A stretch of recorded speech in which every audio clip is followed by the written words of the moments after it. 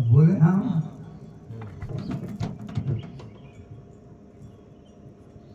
भाई लड़का था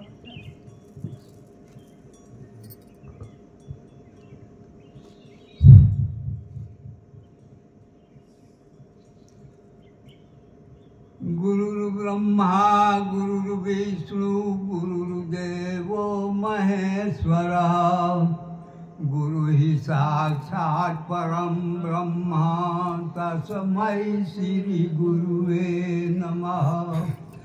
या कुंदेन्दु तुषार हार धवला जा शुभ्रवस्त्रावृता जा वीरावरदंड मंडित करा जा श्वेत पद्मासना जा ब्रह्माच्युत शंकर प्रभृति देवै सदा वंदिते सा मां पातु सरस्वती भगवती निशेष जान्यापाम् अतुलित बलधामं हेम शैलाभदेहं दनुज वन कृशानुं ज्ञानिनामग्रगण्यं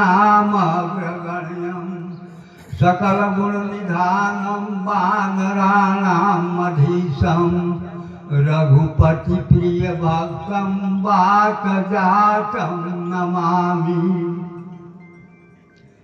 बोला शंकर भगवान की, बोला हनुमान जी की, बोलिए नंद बाबा की।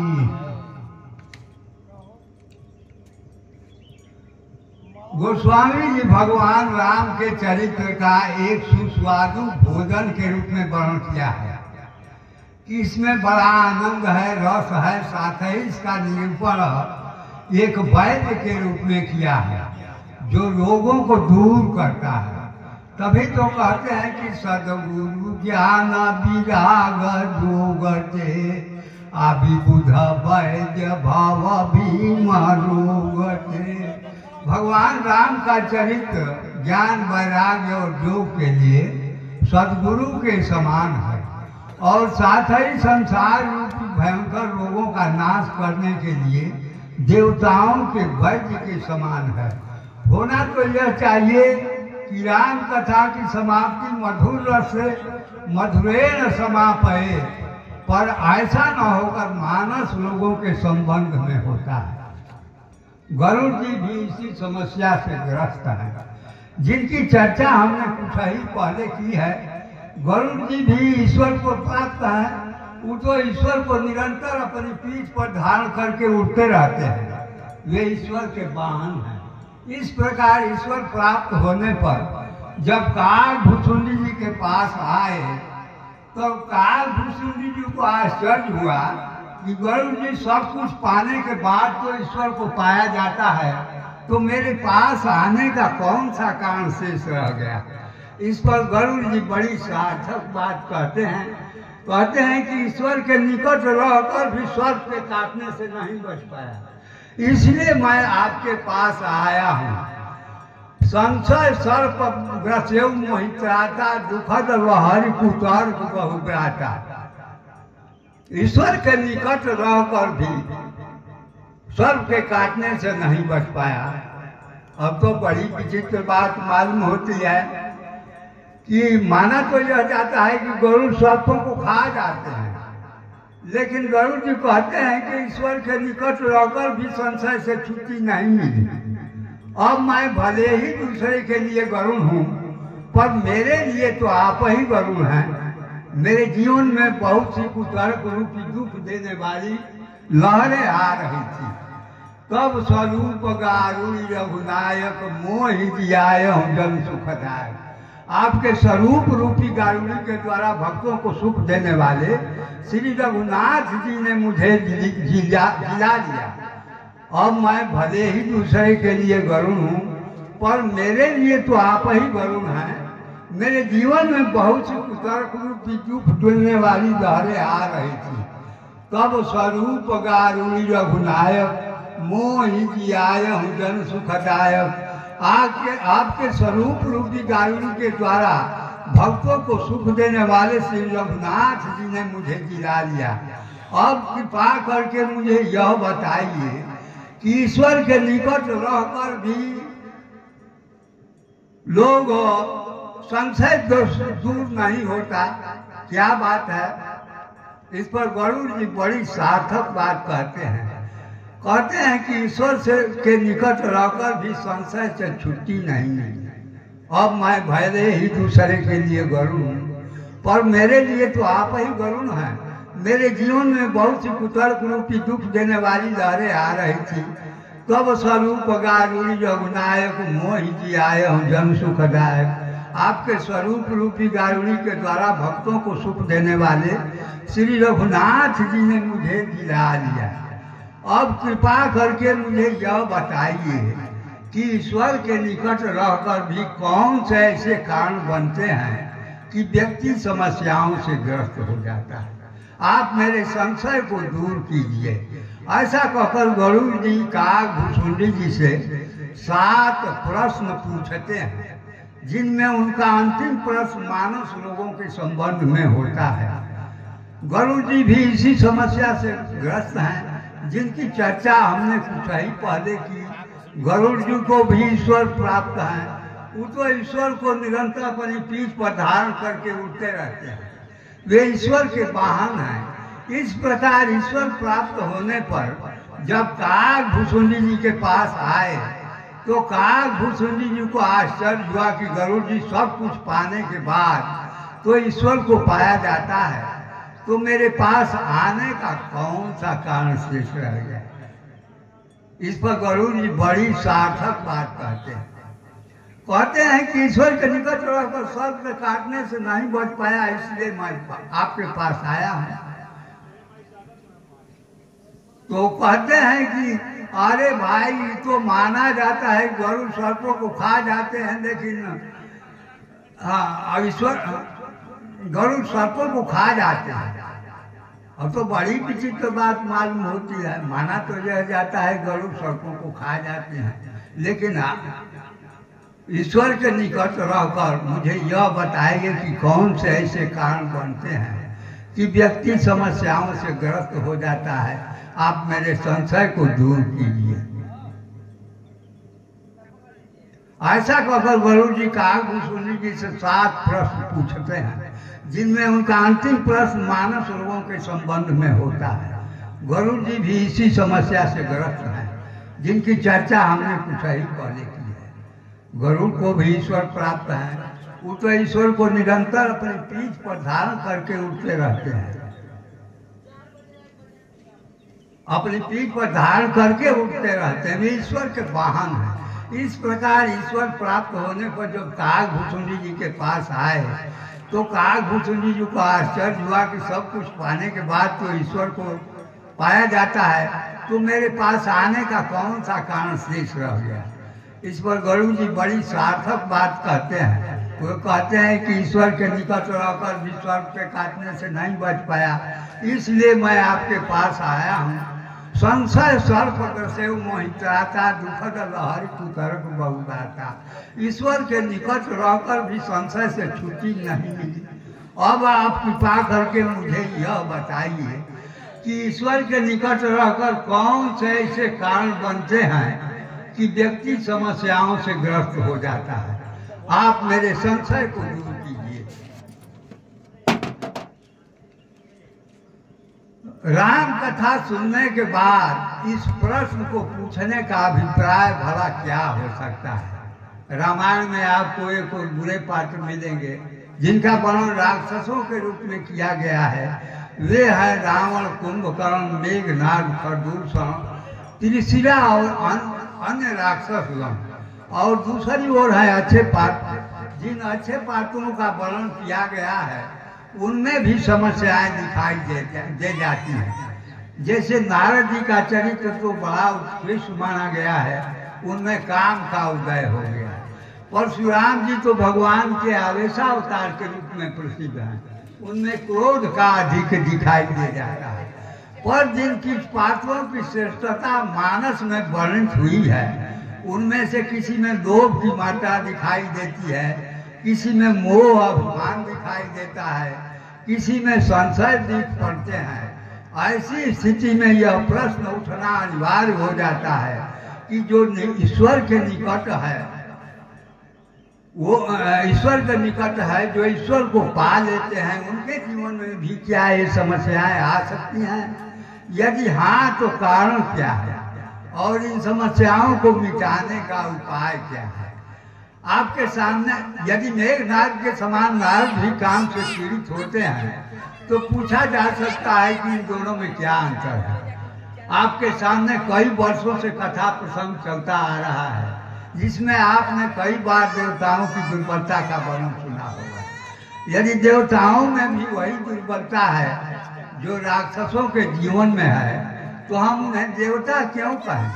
उन्हें भी राक्षस की श्रेणी में क्यों न गिने? रामचरितमानस के पाठकों के हृदय को ये प्रश्न कभी कभी उद्वेलित कर दिया करते हैं, जिनका समाधान भी हमें वही संकेत के रूप में प्राप्त होता है जहाँ दो सिद्धांतों की बात बताई गई है। एक है कर्म सिद्धांत, जिसकी मान्यता है कि ईश्वर न्यायपरायण है, वे उनके कर्मों के अनुसार फल प्रदान करते हैं। कर्म प्रधान ईश्वर राखा, आजो जस करिया सो सफल चाखा। यह कर्म प्रधान न्याय को बल देता है।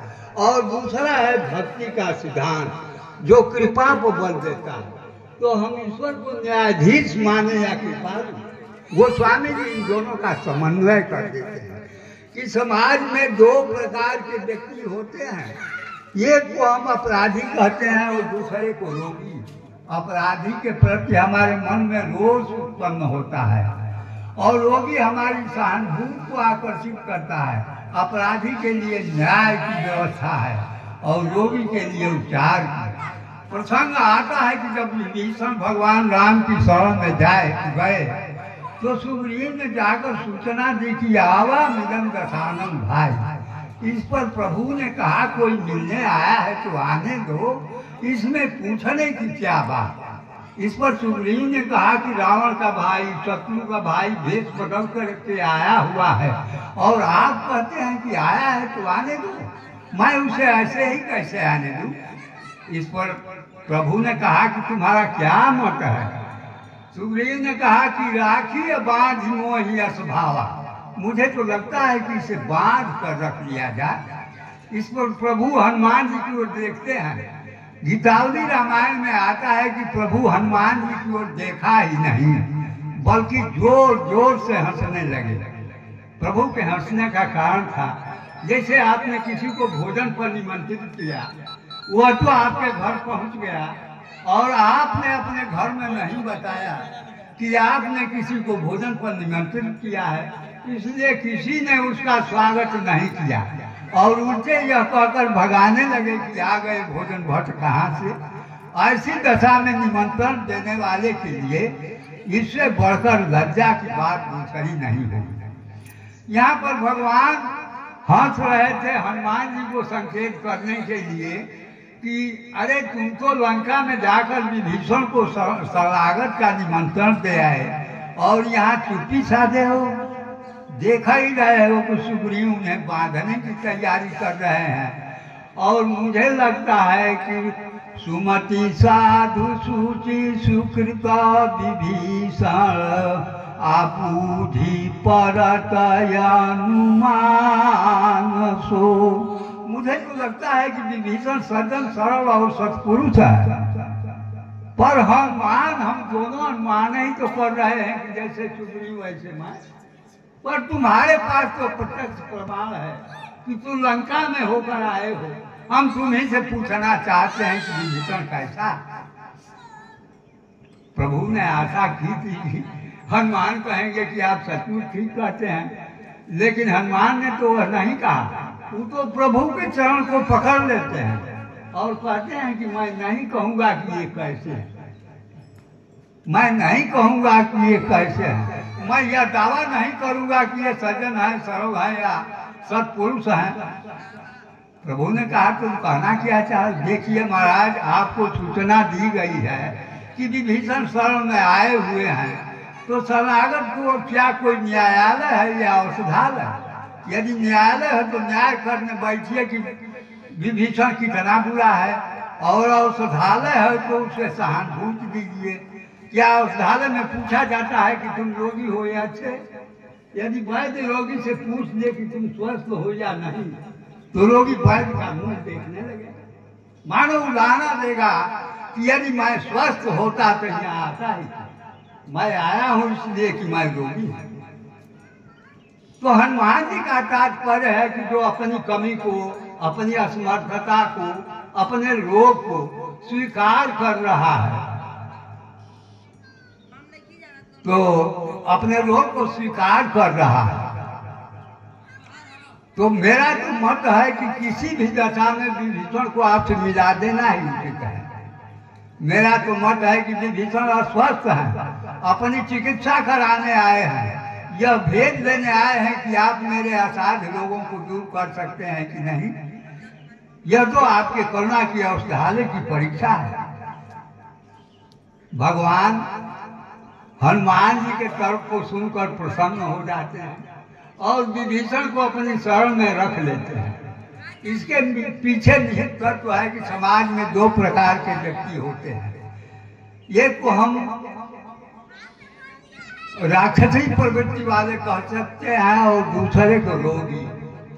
विश्वामित्र के द्वारा एक का परिचय ताड़का के रूप में और दूसरे का एक शिला के रूप में।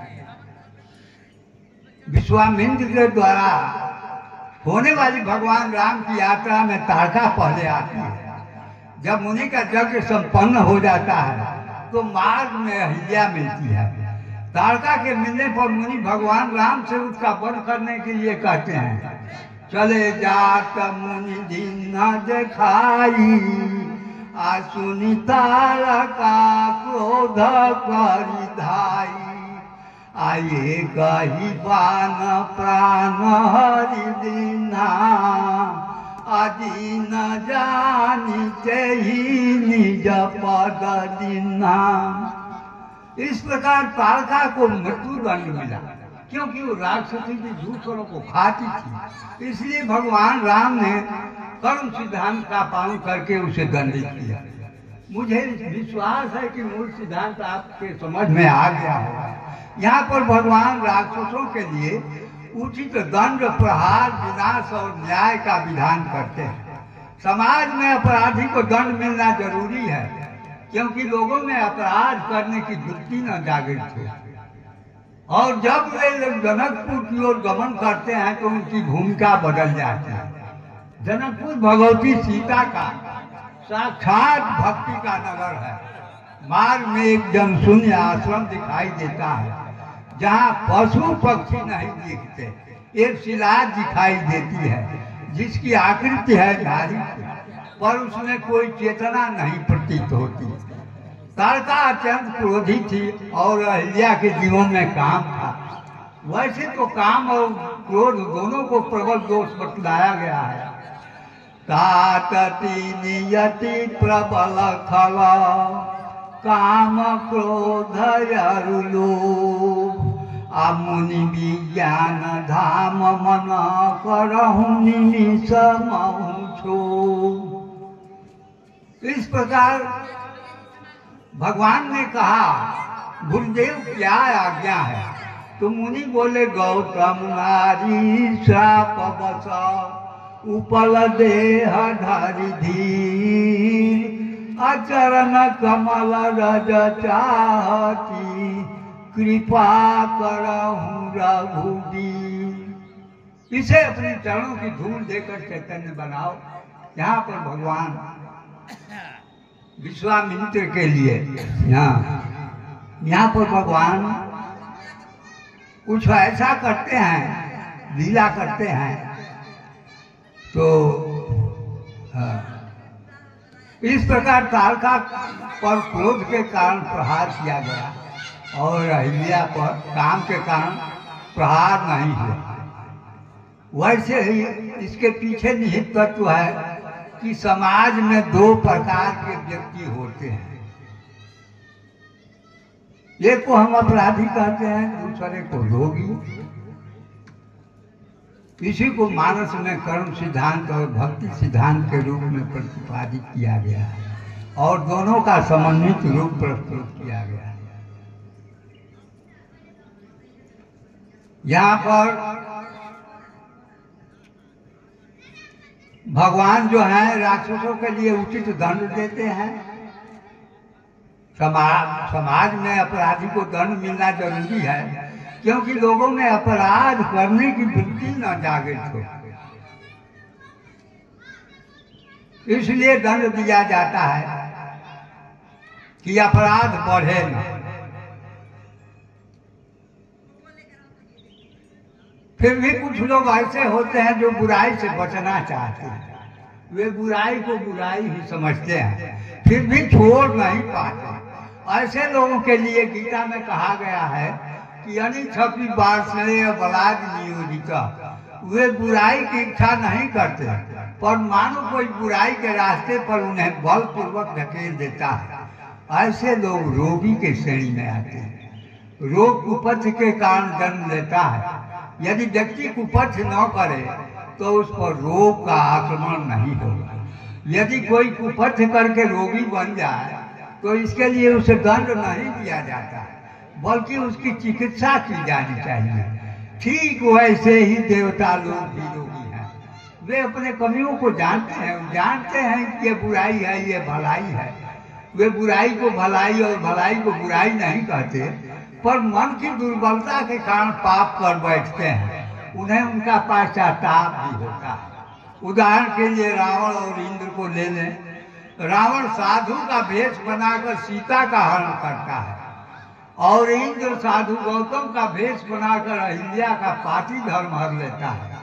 दोनों के कार्य तो एक ही श्रेणी के हैं, पर हम रावण को राक्षस कहते हैं और इंद्र को देवता क्यों? यह कि रावण सीता का हरण करके किसी प्रकार की ग्लानि और लज्जा का अनुभव नहीं करता, जबकि इंद्र महर्षि गौतम को देखकर लज्जा और भय से आतंकित हो जाता है। और रावण जो है अपने अनुचित कर्म का समर्थन कराना चाहता है, अनुचित कर्म का समर्थन कराना चाहता है।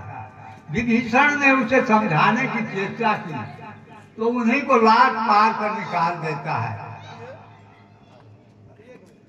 माल्यवान उसका बूढ़ा मंत्री था, वो समझाने की चेष्टा करता है तो उसे सभा से निकल जाने के लिए कहता है। पर इंद्र के चरित्र का पक्ष यह है कि दुर्बलता के किसी क्षण में वासना के कारण कोई भूल कर बैठता है। वह भूल उसे कटोरती रहती है। वह तर्क करके अपने भूल को उड़ा देने की चेष्टा नहीं करता। और जब गौतम ऋषि को सामने देखता है तो कांपते हुए उनके चरणों पर गिर जाता है। वर्णन आता है कि ऋषि उसे श्राप देते हैं। यदि इंद्र चाहता तो ऋषि का सिर काट ले सकता था, अपने वज्र से उन्हें नष्ट कर दे सकता था, लेकिन ऐसा नहीं किया, ऐसा नहीं किया।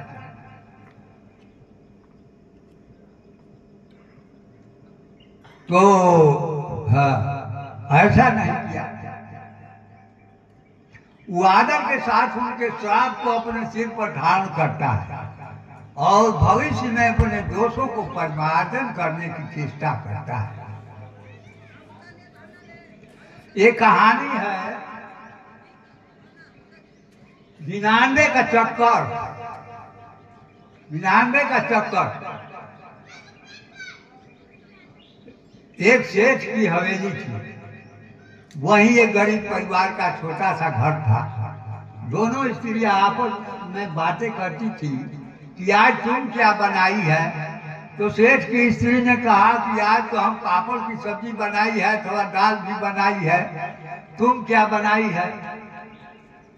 तो गरीब की स्त्री ने कहा कि आज तो हम हलवा पूरी बनाई है, थोड़ा खीर भी बनाई है। सेठाइन जाकर सेठ से कहने लगी कि हम लोग इतना पैसा रहते हुए साधारण भोजन कर लेते हैं और गरीब परिवार के लोग बड़ा माल खाते हैं, क्या बात है।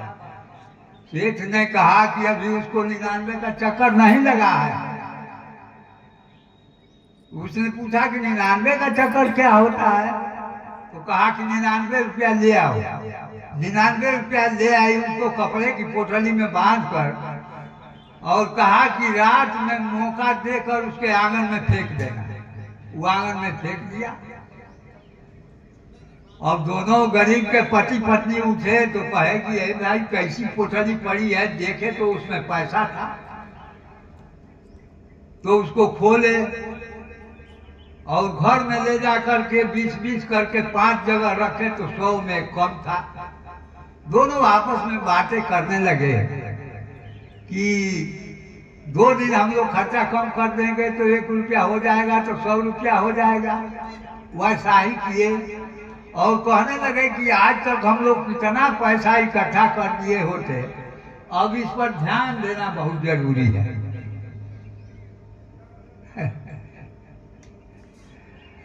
जाके 2 दिन के बाद सेठ ने कहा कि जाके पूछो कि आज क्या बनाई है। जाके पूछी कि आज क्या बनाई है, तो कही कि आज तो हम चटनी पीस लिए हैं और रोटी से हम लोग खा लेंगे। उसको 99 का चक्कर समझ में आ गया। इसी पर कवि ने एक चौपाई बनाया कि अरे ज्ञान बढ़े गुणवान के संगति, ध्यान बढ़े तपसी संग किन्हे, मोह बढ़े परिवार के संगति, लोभ बढ़े धन में चित दिन्हे, क्रोध बढ़े नर मूढ़ के संगति, काम बढ़े तीय के संग किन्हे, बुद्धि विचार विवेक बढ़े, कवि दीन सुसजन संगति किन्हे।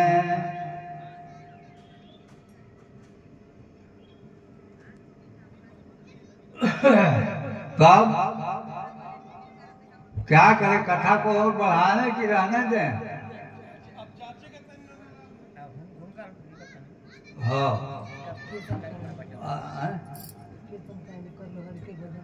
अच्छा हाँ। अब इसके बाद एक भजन सुनाता हूँ।